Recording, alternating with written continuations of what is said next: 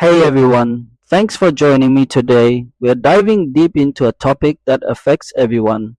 Money is something many of us think about daily, whether we're trying to earn more, save more, or just make ends meet. A lot of people believe the main challenge is simply how to get rich or how to acquire more wealth.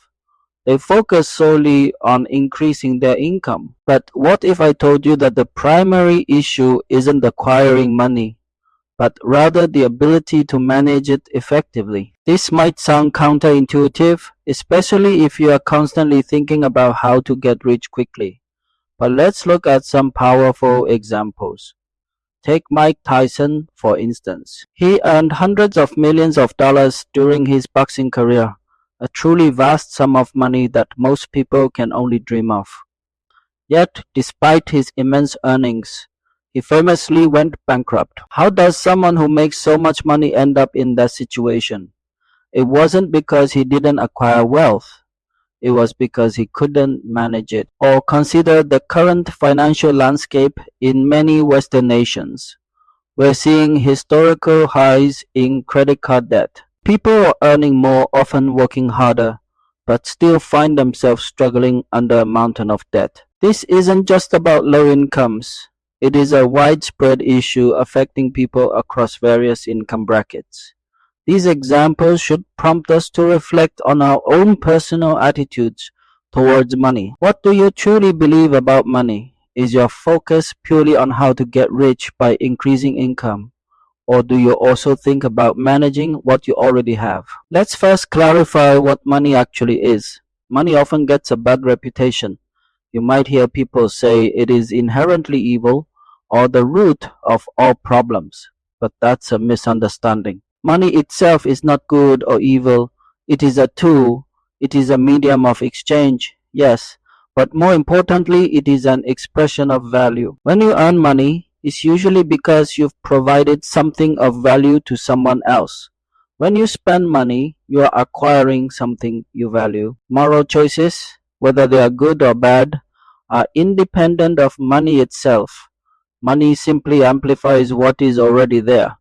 A good person with money can do more good. A bad person with money can do more bad. The money isn't the cause. It is the enabler. Understanding this distinction is crucial if you want to understand the true path of how to get rich and build a stable financial future. Now, let's talk about the core theme, the concept of production versus consumption. This is fundamental to understanding your financial life. Money enters your life through production. This means you create something, you provide a service, you work a job, you invest, you exchange your time, skills, or assets for money. Money leaves your life through consumption. You buy food, pay rent, purchase clothes, go on vacation, pay for entertainment. These are all forms of consumption. The video asserts that most people's financial struggles stem not from a lack of production, but from overconsumption. This applies even to high-income earners. Many individuals who make a lot of money still live paycheck to paycheck because their spending habits grow proportionally or even exceed their earnings. They think, if only I knew how to get rich and make more money, all my problems would disappear. But if you increase your income and also increase your spending at the same rate or faster, you haven't solved anything. It is like trying to fill a bucket that has a hole in the bottom. No matter how much water you pour in, it will keep draining out. This is why the video stresses the importance of fixing your consumption habits, or to be solely focusing on increasing production. This foundational step is often overlooked by those aspiring to understand how to get rich. This constant cycle of earning and immediately spending with no surplus is what we call the money trap or the rat race. It is living on a financial edge, constantly beholden to the next paycheck just to cover your expenses. There is no buffer, no freedom, and very little security. It creates immense stress and prevents true financial growth. You might be earning a decent income, but if you are always just breaking even, you are stuck in this trap. The goal should be to escape this cycle, to create a life where your money works for you rather than you constantly working for your money. This is the first step towards truly understanding how to get rich and achieving financial independence. So, how to get rich and escape this trap? The video proposes a clear framework. The first step involves developing deep awareness of your consumption. Most people have no idea where their money actually goes each month. They know their income and they know their bank balance fluctuates, but they don't track the details. To gain this awareness, start by journaling every single expense. Write down everything you spend, no matter how small. Alternatively, use a budgeting app or a simple spreadsheet. The act of seeing where your money flows is incredibly eye-opening. This practice helps you create a budget. A budget isn't about restriction.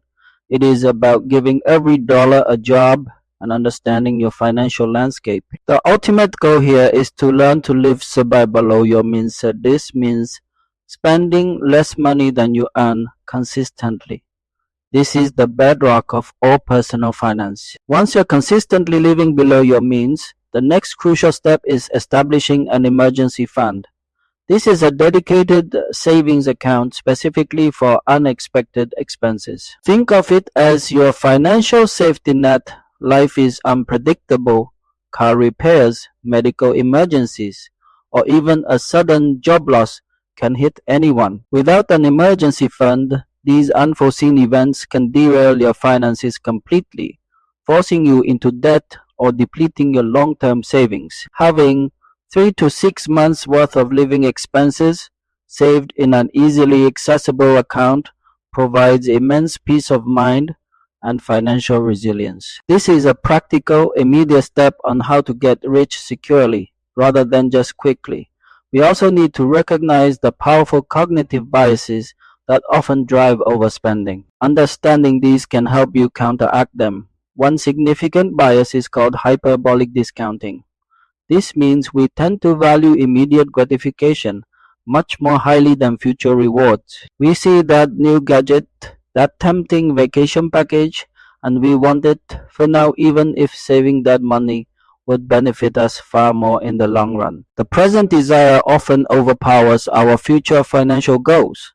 Another powerful bias is social proof, often referred to as keeping up with the Joneses. We see what our friends, family, or even strangers on social media are buying and achieving, and we feel an unconscious pressure to match or exceed their lifestyle. This desire for external validation often leads to unnecessary spending on things we don't truly need or can't afford, or in an attempt to fit in or appear successful. Resisting these internal and external pressures is a huge step towards gaining control over your consumption, and therefore a vital part of how to get rich sustainably. Once you've mastered managing your consumption and built a solid financial base, the second part of the framework focuses on maximizing your production. This is about strategically increasing the value you provide to the market and doing it at scale where possible.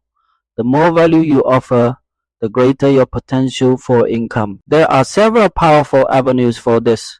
One path is entrepreneurship.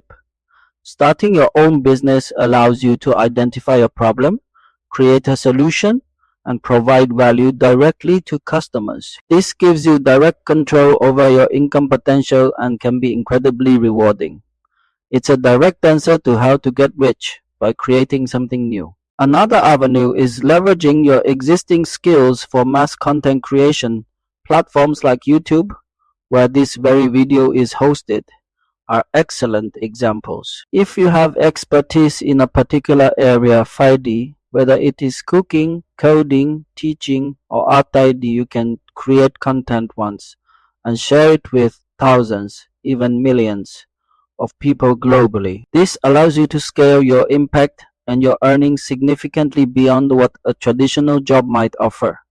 You are essentially providing value on a much larger scale. Even if you choose to stay in a traditional job, you can still maximize your production. Excel in your role, become an indispensable asset to your company. Take initiative, solve problems, and consistently go above and beyond expectations. This proactive approach will lead to promotions, raises, and better opportunities over time. Continuously learn new skills that are valuable in your industry. The key, regardless of your path, is always to think about the funny value you bring to the table and how you can increase it. This strategic focus on value creation is the true engine behind how to get rich in the long run, combined with smart money management. So, to bring it all together, the overall message is clear. Achieving true financial freedom isn't primarily about the elusive quest of simply how to get rich by making more money. It's fundamentally about consciously managing your consumption habits and strategically increasing your value creation.